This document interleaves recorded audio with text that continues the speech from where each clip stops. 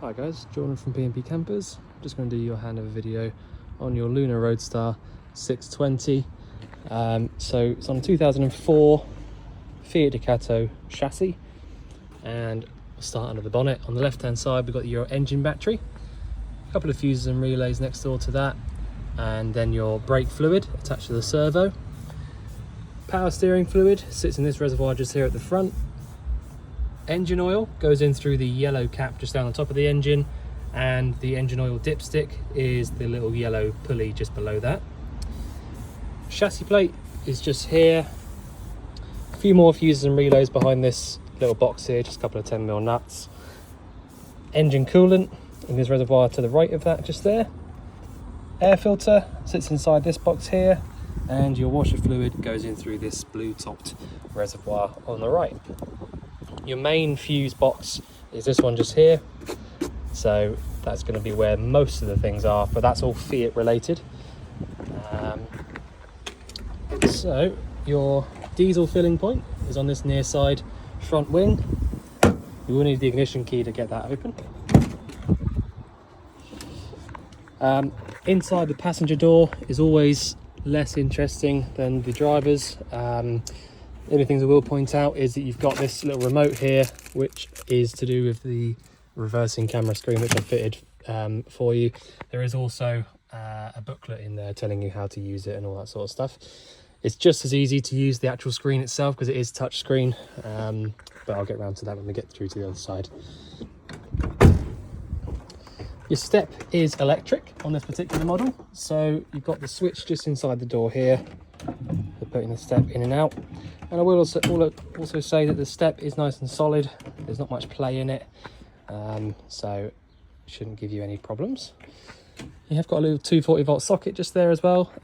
They will only work when the hookup's plugged in, but there you go. So you've got these two vents just here. These are both to do with the fridge. So if you've got the fridge lit up on gas, which I do at the moment, you can feel a little bit of warm air coming through the top right hand side of this vent just here. That's basically the exhaust for the fridge itself, and that's just another, a way of double checking that it's definitely working. You've then got your freshwater drain on the right just below where it says it, and the wastewater drain is the one to the left of it. Storage in this main locker just here, and then if I just go around the back here, you have got an extra locker just here, and obviously we're waiting for the rear window to turn up because the old one was slightly damaged, so we are getting a new one for the vehicle altogether. So the Truma boiler, the vent for it is this one here, and if you have got that lit up on gas, the same sort of thing with the fridge, you'll feel hot air coming out through either top side of this vent just here. You have got the cowl cover for it, so if you want to cover that up during the winter, basically it's like a winter cover for it, you can do just by pushing that on there, but you just need to remember to take it off again before you start trying to light it up. In this locker here, the actual boiler itself sits just there along with the boiler drain. So if you wanted to drain the boiler out of all of its water, you would lift this upright so it's facing vertical, and all the water inside that boiler will drain out onto the floor. You've then also got your water pump over there and water filter just here. Next door to these bits, you've got your hookup point. So hookup goes in there. That'll give you access to anything that's 240 volt, any mains powered items, and your freshwater filling point just there. You can lock these up as well, so push in and round to the right like I just did there until it stops, and then find the corresponding key, because nearly every key has got a little colour on it because there's lots of different keys. So this is the silver one, there's that one there. Key in and turn it whichever way it will turn, and then take the key out.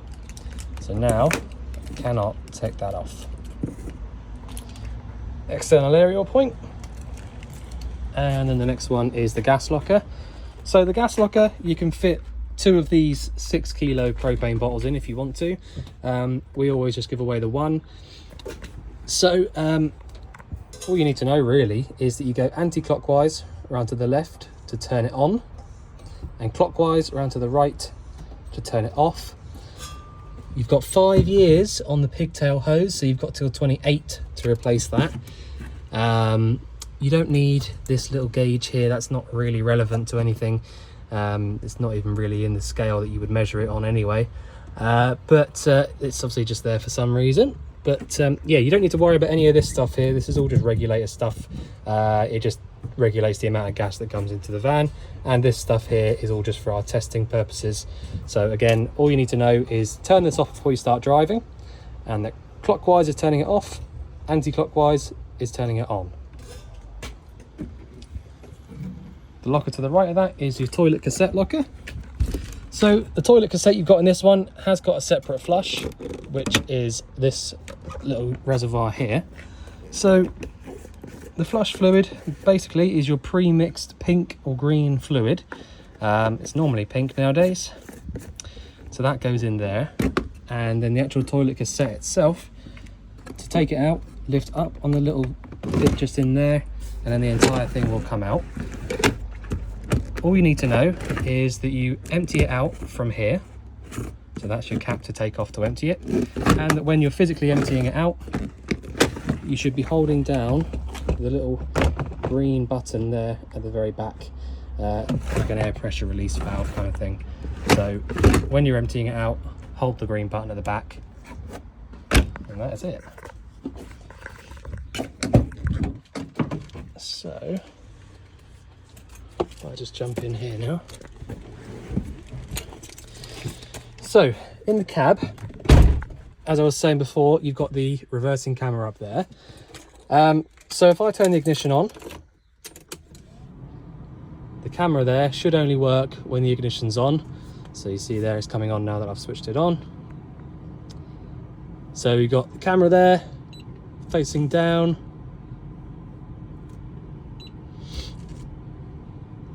So you can really, like, you know, reverse right up to stuff there. And it's a nice high quality camera, so you can see exactly what you're going up to. Hopefully you're happy with that, how it's sort of aimed. I thought that was about right, being able to see just a bit of the van at least. But yeah, so it's wired up to ignition live. So when I turn the ignition off here, camera turns off, which means that there's no way of it draining the battery out, and you know, allowing you not to start it up or anything like that. So you've got electric adjusting windows from here. The bonnet release handle is just here above the clutch pedal. 5-speed manual gearbox. Reverse is over and up to the top left while pulling on the little trigger point at the back. All of your heater controls are just there from the middle. Hazard warning lights and fog lamp. All of the sort of stereo system is all the factory fitted stuff just here.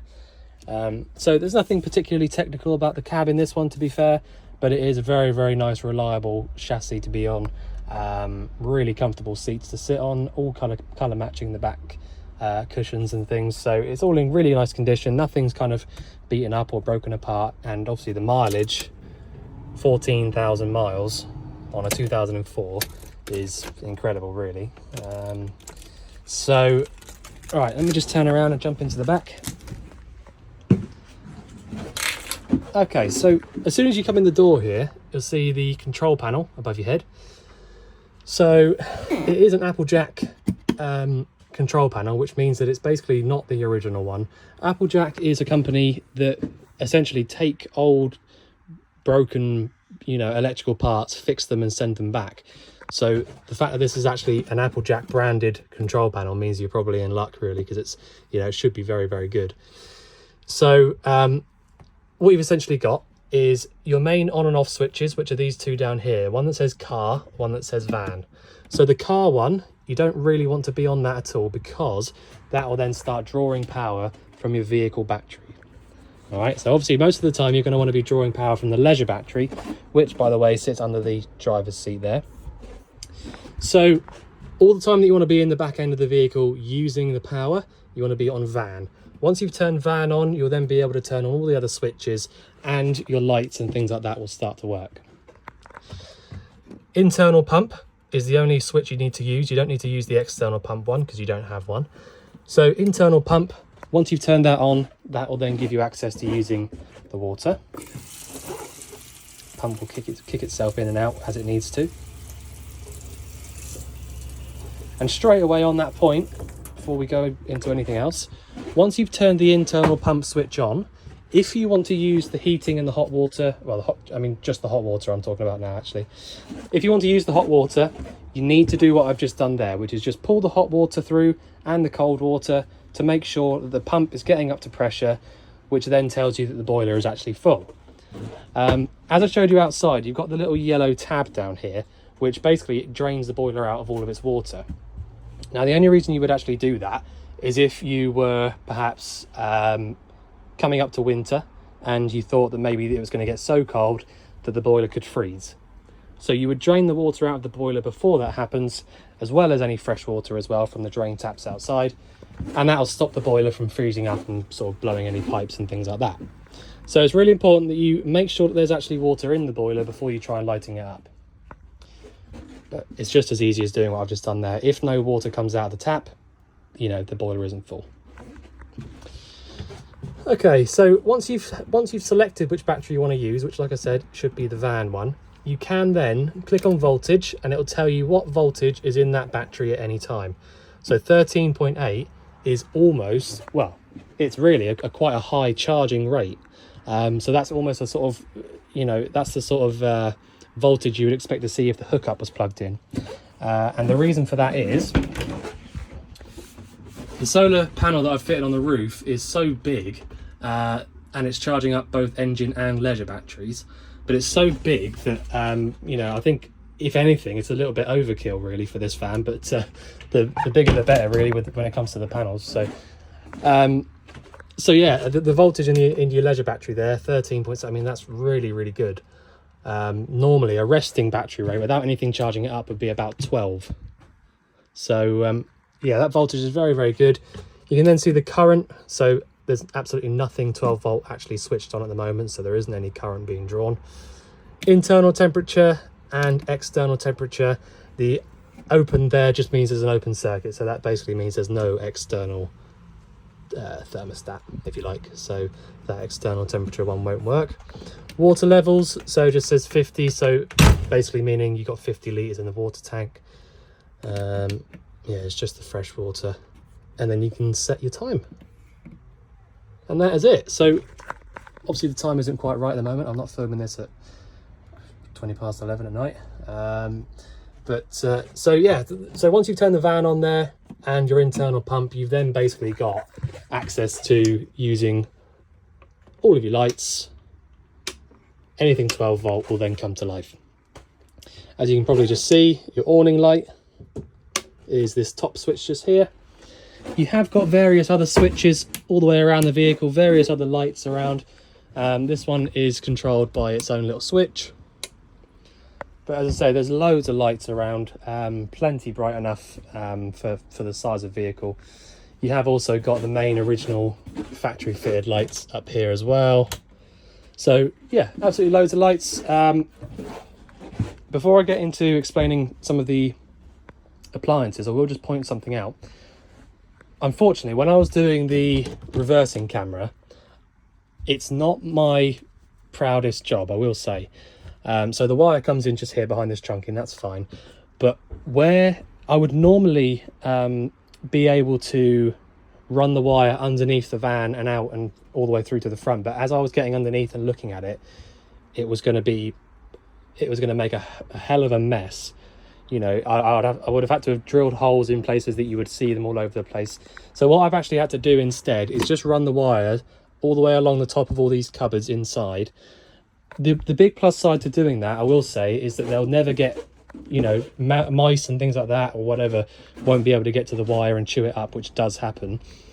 But yeah, it's just I wasn't overly pleased with the job because you can see the wire in some of the cupboards, but hopefully you're not too upset about that. I mean, I think it's I've done it as tidily as I possibly could, you know, so you can't see any of the wires in the cab or anything like that, but yeah, fingers crossed that's okay for you.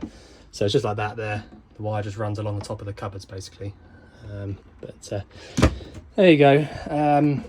Right, so if I run you through the appliances now, so I've got the gas switched on in the cupboard that you saw outside.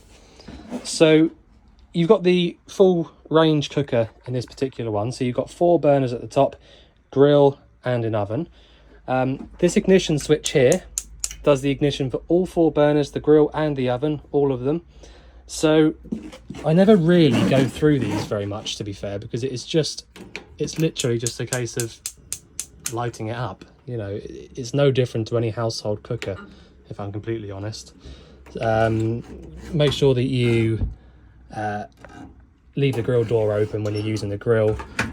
Obviously the oven's different, you don't need to do it for that.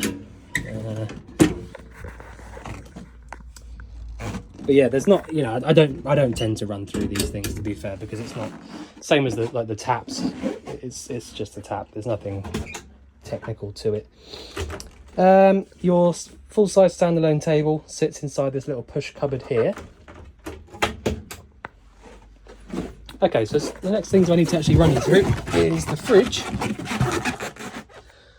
So the fridge itself, I've got that lit up on gas at the moment, and you can tell that because you've got a little solid amber light next to the gas symbol.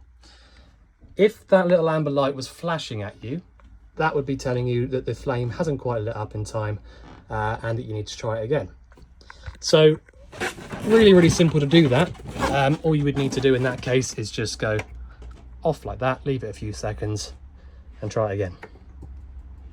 All right, so obviously just then when I was doing it, it was already lit, so you know it didn't take a second to light back up again. But that's all you have to do. So this is a really good, really well working fridge, lit straight up on gas. Sometimes they do take a little while, but this particular one was absolutely fine. So you've got the gas there, that'll take about 2 or 3 hours to get the fridge cold. You've then got 230 volt, so that's when your hookup's plugged in.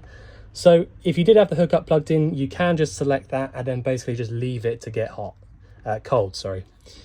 So that again will take about 2 or 3 hours, and they are the only 2 ways that your fridge will get cold by itself. The gas and the 230 volt are the only 2 ways.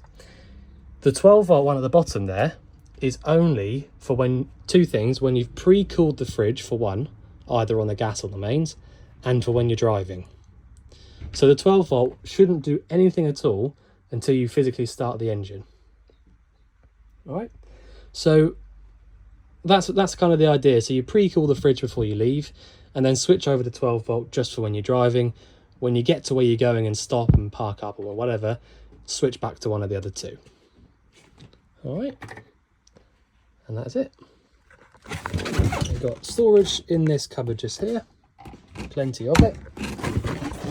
And then behind us, a bit more storage in there. Just had to put a couple of the wires through there for the solar panel. Right, so the space heater. So the space heater, again, really simple, nothing to it really. This is a gas and electric space heater. So the electric side of things is just down here, which I'll run you through in a minute.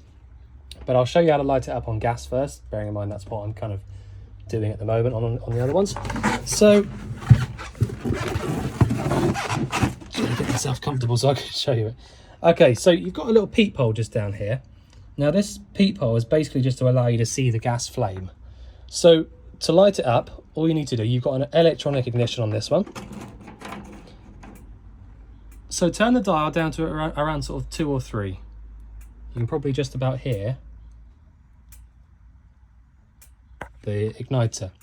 So all you need to do, when it's there, now just look in the peephole and push down on the button, which is what I'm about to do. Just wait for it to light up.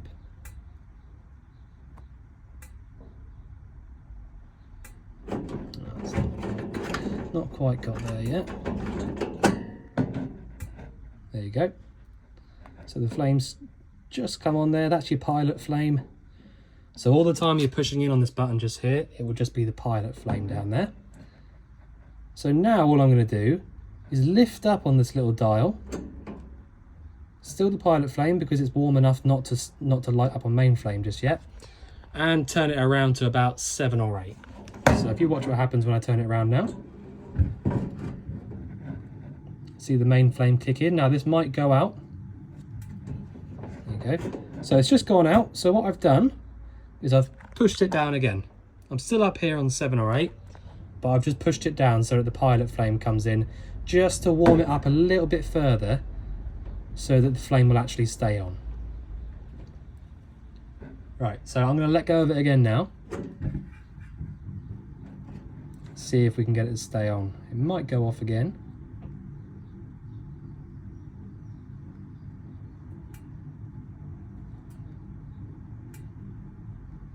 Still just about on. There you go. Okay, so that is it. So once you can look in that peephole and just make sure that it's just still going, it doesn't need any more help, then you can leave it and forget about it, and it will just start heating the van up. So that's how you light it up on the gas. If you want to start pumping the hot air around to the little vents like these ones here, you need to do something else. So that's this little side on the right hand side here. Push the button to the left and then select your speed, and that will then start pumping air around to any of these little circular vents. And after about 5 or 10 minutes or so of that flame being on, you'll have nice hot air pumping out through those. Now obviously, because it's 29 degrees in here, I do not want that, so I'm going to turn this off. So to do that, I'm just going to turn it all the way back around to 0 again. So if you watch, flame goes straight out, and then I can turn the fan off. If you've had this on for a little while on the gas, or the electric actually, I would recommend, or would always recommend, leave the fan running for 5 or 10 minutes to help it cool down more evenly. Okay, so that is your heater, oven and fridge. Now you've got, in this cupboard here, sorry about my mess again, I should have tidied this up when I did the job really, bit naughty. Okay, so you've got these two switches in here. I'll tell you what, before I show you what they are, I'll just run you through these bits. So as I said, the solar panel is very simple. You don't need to know anything about it really. You don't have to press any buttons on here. It's all just doing its own job, but all it's telling you is the voltage that is in the batteries at the moment, 13.7, that's both engine and leisure. So the two big wires that come in on the left hand side are actually from the panel. See, they're coming in off the roof, and the slightly smaller wires there on the right are just going off to the leisure and engine batteries. So that's it really, nice and simple. You don't actually have to do anything with it, just leave it. And this one here is your TV aerial booster. There is a switch on this bottom right hand corner which turns it on, but that's basically just the booster signal coming down from your aerial. So those wires run up to here, and you can plug that into your telly or whatever. So there you go. Okay, so in the cupboard, like I said, you've got these two little switches down here. Now these are sort of typical for any British vehicle really. So you've got Ultra Store on the left hand side, which is your boiler, so that can be off at the moment, and Ultra Heat on the right. So Ultra Store is for when you want to if you want to heat the water up via the electric element, right? So if you had the electric hookup plugged in right now and you turned this on, it would immediately start heating up the water inside the boiler. The Ultra Heat one is slightly different, where you can leave this on if you want to, because all this does is send power down to the dial down here, which also says Ultra Heat on it, which is to do with your heater. So whereas this one immediately starts doing something when you turn it on, this one just powers another switch. Okay, so hot water on electric, heating on electric, but because this one just powers a switch, you can leave this on, and when you plug the hookup in, that light will come on, and you'll then be able to use the corresponding dial down here, so the one that says Ultra Heat on it. Okay, so assuming you've got the hookup plugged in and the Ultra Heat switched on in the cupboard, you can then come over to here and choose either 500, 1000 or 2000 watts, and that'll basically just start heating up one of those three elements in the back of this heater and start heating up. So that is literally all you have to do. So assuming that, as long as you've got this on 0 here, it doesn't matter that switch in the cupboard is on, because all it does is send power to this. Okay, so at the moment, without the hookup plugged in, when I turn this on, it should just flash on and then turn off. So, like I said, completely dead. So it's not going to be doing anything until the hookup's plugged in. The one to the right of it, Ultra Store again. So again, that's the boiler, like I said about. This is how you light the boiler up on the gas. So you've essentially got a temperature gauge there, so 30 all the way through to 70, and an on and off dial. So basically twist it around to the right to turn it on. If you listen, I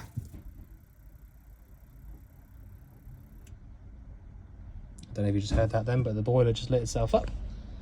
And that's it. You just literally leave it alone, set your temperature, and after about sort of half an hour or so, you'll have hot water at your taps. And that's how you use the boiler on the gas. And that's off. So, yeah, really, really simple. There's nothing technical or difficult about any of the bits and pieces in the van. It's just, getting used to how to use them is one thing, but nice and easy. Right, so is there anything else? Right, bathroom. So the bathroom is nice and easy again. The shower is separate on this particular one, so you've got the 2 over here for the sink and the 2 here for the shower. Shower goes up into that little point up there. The only thing I need to run you through really is the toilet. So you've basically just got this dial here which opens up the cassette flap. So that's what allows whatever's in here to drain into the cassette.